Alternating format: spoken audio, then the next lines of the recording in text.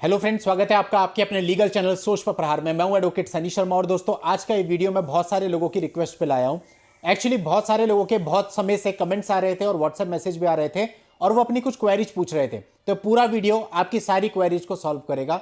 उनमें से दोस्तों कुछ क्वेरीज ऐसी थी कि भारत के अंदर जो एडवोकेट हैं उन्हें क्या एडवर्टीजमेंट करना अलाउ है, और अगर है तो किस एक्सटेंट तक, उनके ऊपर क्या क्या रिस्ट्रिक्शंस हैं और क्या क्या रिलैक्सेशन उन्हें प्राप्त हैं। क्या एक एडवोकेट यूट्यूब पे चैनल बना सकता है? क्या एक एडवोकेट वेबसाइट बना सकता है? क्या एडवोकेट गूगल एडसेंस से पैसा कमा सकता है? या एडवोकेट के लिए और कोई सोर्स है जहां से वो अर्निंग कर सकता है? तो सर, इस पर एक डिटेल्ड वीडियो बनाइए। तो दोस्तों, आज का ये वीडियो मैं आपके लिए लेकर के आया हूं, जो कि the advocate act 1961, BCI rules और मेरे पर्सनल ओपिनियन पर आधारित है। दोस्तों, मुझे पूरी उम्मीद है कि वीडियो देखने के बाद आपकी सारी क्वेरीज पूरी तरह से खत्म हो जाएंगे और आप इस मामले में पूरी तरह से क्लियर हो जाएंगे। तो दोस्तों, वीडियो बहुत इंपॉर्टेंट होगा, आखिर तक बने रहेगा। और यदि आपने अभी तक भी चैनल को सब्सक्राइब नहीं किया है तो चैनल को सब्सक्राइब करके नोटिफिकेशन बेल पर जरूर क्लिक कर लें, ताकि फ्यूचर में जब भी मैं आप लोगों के लिए इस तरह की वीडियो लेके आऊं उसकी जानकारी आपको सबसे पहले मिले।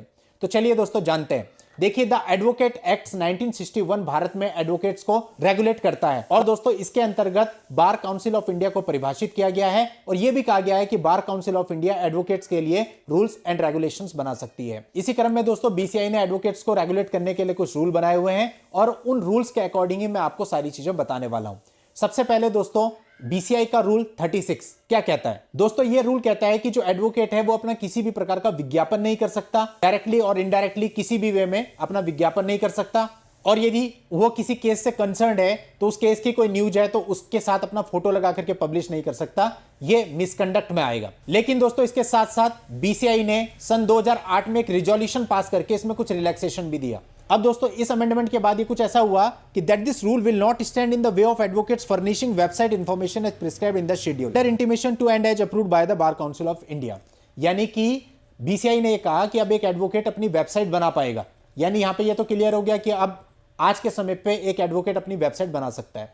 अब उस वेबसाइट पे वो क्या क्या इंफॉर्मेशन प्रोवाइड कर सकता है अपने बारे में, उसके लिए बीसीआई ने क्लियर करा कि वो अपना नाम, अपना एड्रेस, अपना टेलीफोन नंबर, अपनी ईमेल आईडी, अपना एनरोलमेंट नंबर, अपनी प्रोफेशनल और एकेडमिक क्वालिफिकेशंस, अपना एरिया ऑफ प्रैक्टिस, जैसे कोई सिविल में प्रैक्टिस करता है, कोई क्रिमिनल में, कोई फैमिली लॉ में, तो वो लिख सकता है, अपना एक्सपीरियंस लिख सकता है। तो ये सारी चीजें वो प्रोवाइड कर सकता है। दोस्तों, अब एक तरफ तो एडवोकेट के विज्ञापन पर इंडिया में रोक लगाई गई है, लेकिन साथ ही साथ उसको बहुत सारे रिलैक्सेशन भी प्राप्त हैं, तो हमें उस पर भी बात करनी चाहिए। अब दोस्तों, बीसीआई का रूल 47 ये कहता है कि जो एक एडवोकेट है वो डायरेक्टली किसी बिजनेस में एंगेज नहीं होगा, लेकिन वो किसी फर्म का स्लीपिंग पार्टनर हो सकता है। डायरेक्टली मैनेजमेंट में रोल प्ले नहीं करेगा, बट वो स्लीपिंग पार्टनर हो सकता है। तो यदि आप किसी फर्म में एज ए स्लीपिंग पार्टनर काम करना चाहें तो आप कर सकते हैं। इसके बाद दोस्तों है बीसीआई का रूल 48। ये बीसीआई का रूल 48 एडवोकेट को परमिट करता है कि वो किसी कंपनी के बोर्ड ऑफ डायरेक्टर्स में वहां का डायरेक्टर या फिर चेयरमैन हो सकता है, लेकिन मैनेजमेंट में डायरेक्टली इन्वॉल्व नहीं हो सकता है, और वो उस कंपनी का मैनेजिंग डायरेक्टर और सेक्रेटरी नहीं हो सकता है।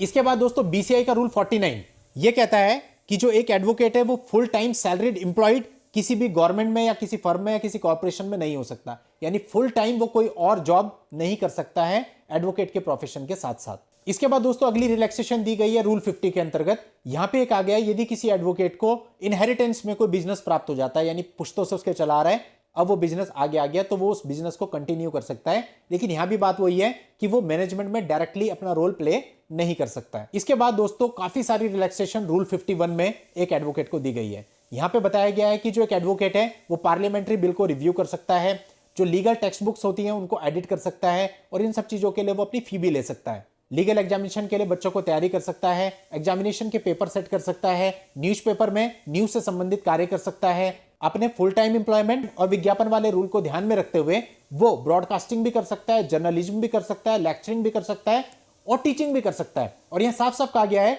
कि वो लीगल और नॉन लीगल दोनों ही चीजों की टीचिंग कर सकता है। यानी कि वो लॉ सब्जेक्ट भी पढ़ा सकता है, और यदि वो फिजिक्स, केमिस्ट्री और मैथ्स में एक्सपर्ट है तो वो भी पढ़ा सकता है। तो बीसीआई ने इस चीज के लिए बिल्कुल मना नहीं किया। यदि आप एडवोकेट हैं और पार्ट टाइम में आप कहीं पे पढ़ाना चाहते हैं, कोचिंग देना चाहते हैं, तो वो भी आपको अलाउ किया है। इसके साथ साथ रूल 51 ये कहता है कि जो टीचिंग का राइट एडवोकेट को है, ये right to take up law teaching rules 1979 के अंतर्गत है।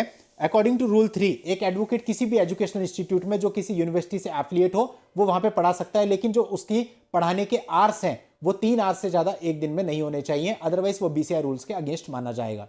तो दोस्तों, हमने सारे रूल्स बीसीआई के देखे। अब इसके बाद अगर हम एक कंक्लूसिव पॉइंट पे पहुंचे तो दोस्तों ये कहा जा सकता है कि बीसीआई ये कहता है कि आप यदि इस प्रोफेशन में हैं, आप एडवोकेट हैं, प्रैक्टिसिंग एडवोकेट हैं, तो इसके साथ साथ आप कोई फुल टाइम एम्प्लॉयमेंट नहीं कर सकते, कोई और बिजनेस आप डायरेक्टली नहीं चला सकते, अपना विज्ञापन आप नहीं कर सकते। लेकिन आप एक स्लीपिंग पार्टनर किसी फर्म में हो सकते हैं, आप बोर्ड ऑफ डायरेक्टर के डायरेक्टर और चेयरमैन हो सकते हैं, आप ब्रॉडकास्टिंग भी कर सकते हैं। ब्रॉडकास्टिंग क्या होता है दोस्तों? इलेक्ट्रॉनिक माध्यम से ऑडियो और वीडियो के थ्रू सूचना को प्रसारित करना।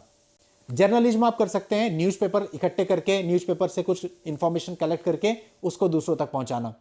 आप लेक्चरिंग कर सकते हैं, जैसे कि आप देख रहे हैं दोस्तों आज के समय पे अन अकेडमी पे बहुत सारे लॉयर्स पढ़ा रहे हैं।